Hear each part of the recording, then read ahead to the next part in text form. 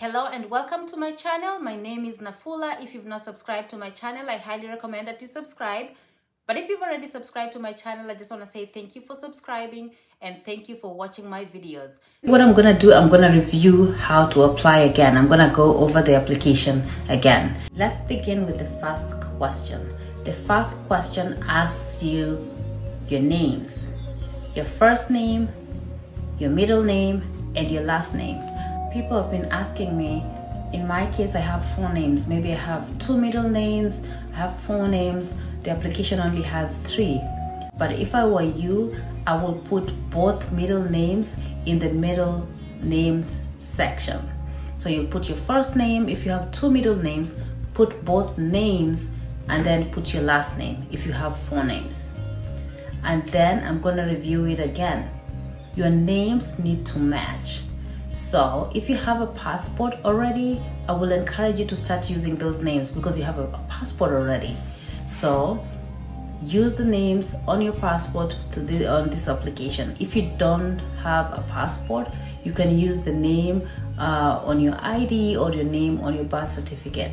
But just make sure when you go for the interview, they will ask you for your names, your first name, your middle name, and your last names. And then they will need proof that the names that you put on the application and the names on the proof that you're providing match. So make sure all those names on your application and your documents match.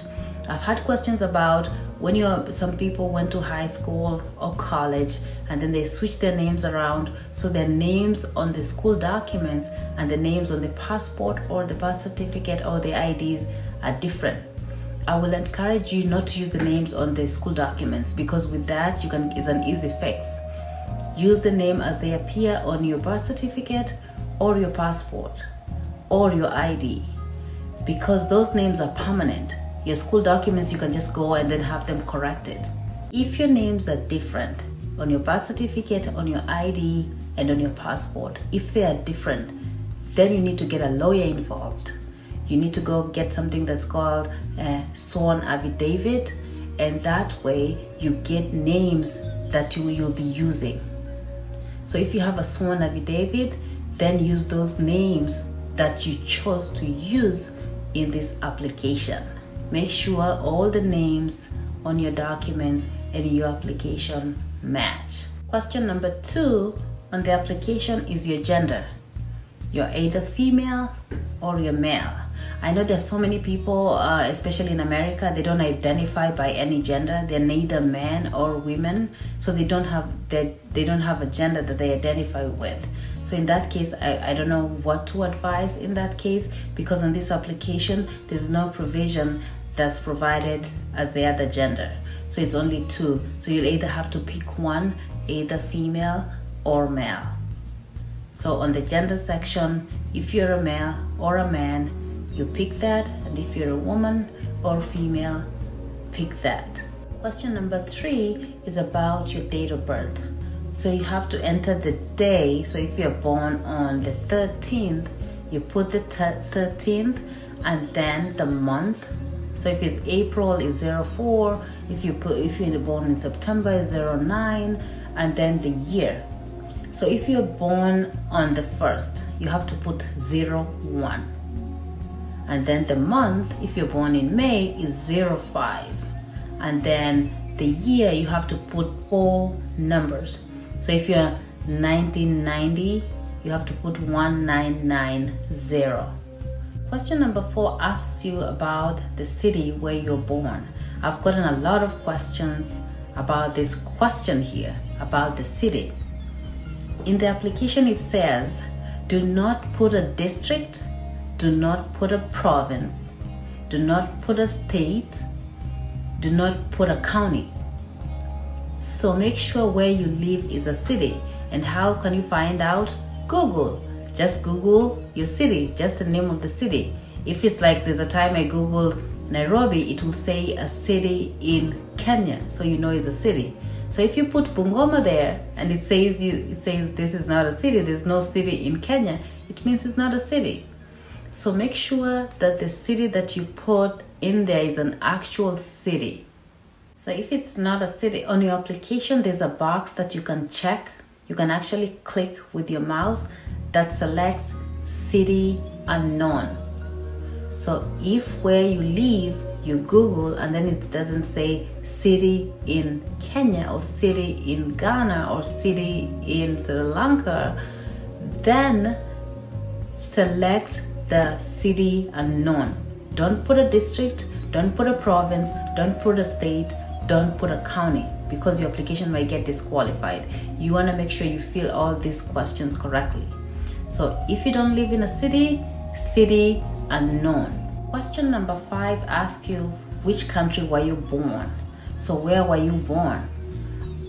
Myself, I was born in Kenya. I live in America and I'm an American citizen right now, but I was not born here. So as much as I live here, I have citizenship here, I was not born here. Make sure you put the country where you were born, not a country where you are a citizen. Next question asks about country of eligibility for the DV program. I've already answered this question in a video in great detail, so please go and browse the video and see how I answer this question, because if you answer the question and you get it wrong, like if you claim the wrong eligibility and you win the green card lottery, you will not be able to get a visa. About the photograph or the photos, we already covered. I did like 2 videos on the photo requirements. So once you have the correct photo, number 7 is where you upload your picture. It's important that you save your picture where you can't confuse with another picture, because once you upload it, when I did it ways back, it won't let you view the picture. So make sure that the picture you're selecting and uploading is the correct picture. I remember when I applied the first time, I selected the wrong picture, and then I went back and I'm like, did I select the right picture? And then I realized I just click on a random picture. So make sure when you're uploading the picture, you double check like 20 times. Make sure that the picture you are selecting from the desktop or the folder that you saved in is the picture that you want uploaded. Don't make a mistake of selecting another picture, because you'll get disqualified. It's important that you enter the right picture during your application. Your mailing address. What is the mailing address? That is where you get your mail. I know a lot of people in Africa, they have like post office box. It's okay to use that. But if you live like in the US and then your house is your mailing address, they bring your mail there, you put there. And I will show you in an example how I entered the mailing address or my PO box address. Question number 9 asks you a country where you live today. Where do you live today? If you live in the United States, you can select you live in the United States, but you're claiming eligibility as a Kenyan. So if you live in Dubai, Saudi Arabia, or whatever you currently live, I know there's some people working in the UAE, you can put in you live in the UAE, or you live in Saudi Arabia, or you live in Dubai, or you live in Nigeria. But if you want your mail to go to Nigeria, you can put your mailing address as a Nigerian post office or whatever. If you live in Kenya, you can put your post office there. Literally, like, the mailing address is where you want your mail to go. Where you live is where you currently stay. Like, I live here, but if you're gonna be somewhere for like 2 months, I don't see the point of putting you live there, because you're not gonna be there permanently. So question number 10 asks about your phone number, which is optional, but I will put in a phone number. Put in a phone number that you can be reached at. Even if you don't have a phone number, like, you don't have a cell phone, you can use your friend or somebody like a trusted relative, a trusted friend. You can put their phone number there. With the phone number, make sure you include the country area code. Like if you live in Kenya, that would be like +2547 and the number. Make sure you include that +254 +253 +1, the area code. Make sure you include that in your phone number, because don't just put numbers there. Sometimes you can't know which phone, like which country it's from. So make sure you put the code, so the code will link, like it will tell me okay, this phone number is a Kenyan phone number. Question number 11 is the mother of all questions. This is the important part, your email address. Make sure you have an email address and you have a password that you can remember. If you're going to a cyber cafe and the guy decides to open an email address real quick for you, make sure you try to log in and put in the password that he gave you to make sure you can get into, you have access to your email address. Make sure you save your email address and the password and make sure you can access it. Question number 12 is about the highest level of education. What is the highest level of education? So this question asks your education at the time of application. So if you're in college you'll graduate like in a year or two, and you haven't graduated, you use your highest level, which is high school. In the DV lottery, whether you have a master's, a PhD, or you have a high school, it doesn't matter. Because I've seen people with PhDs and masters not win, and somebody with a high school scored a D win. So your education doesn't matter in this application. So just put, as long as you have a minimum, which is a high school that they require, you can put high school. If you have your degree or your master's or your doctorate, you can put those there, but then they won't increase your chances of winning. Like a degree or non-degree doesn't matter in this application. Everybody has an equal chance of getting selected. So whether you put high school or you put your degree, it doesn't matter. Everybody has the same chance of winning. So you don't have to lie and say like I have a degree when you don't have it. Just put your highest level of education at the time of application. Question number 13 is the one that I've been getting a lot of questions about, and it asks about your marital status. This is the easiest way to answer this question. Do you have proof that you're married? Do you have proof that you're separated? Do you have proof that you're divorced? Do you have proof that you're widowed? If you don't have proof, apply as single. So if you're married, I know some people say that they got married and then they did a customary wedding and they got paperwork. So if you have paperwork that shows that you had a customary marriage and this paperwork was before the day of application, you can say you're married. Other than that, like if you're claiming you're married, you need to have a marriage certificate prior to the day of application. So for example, if you're gonna get married tomorrow and you're applying today, you apply as single. Don't even do a day later. I've seen a lot of people go to the interview and then they claim they were married, but then when they apply, they say they were single and they get denied visas. So make sure if you're married, you have a marriage certificate on the day that you're applying for the green card lottery. If not, single. If you're separated, make sure you have documents from the court that says you're separated. If not, single. If you are claiming like you're divorced, do you have divorce papers? If not, you're still married. Apply as married. If you are single, and show your divorce papers. So on the application, it doesn't say single, it says unmarried, which means the same thing. So in the application, you are either unmarried, married, separated legally. So you have legal papers that show you're separated. You are divorced, you have legal papers that show you are divorced, or you are a widow. In that case, they will need a death certificate. 14 asks you about how many kids you have.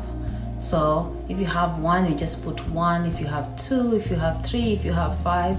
So the reason why you put the number of kids, so if you put 9 children, it opens 9 applications underneath to put every child's name and their picture and their date of birth and all their information. So if you put 2 children, 2 applications for children will pop up. If you put 7 applications for children will pop up in the application to allow you to put their names. So that's why it asks you what's the number of children that you have, so that it knows, like the system knows how many applications to open up to allow you to enter their photograph, their date of birth, and their names, and make sure you don't confuse the names. I've gotten a question about, like, I have children, all these children maybe I got from different relationships, they don't have the same last names.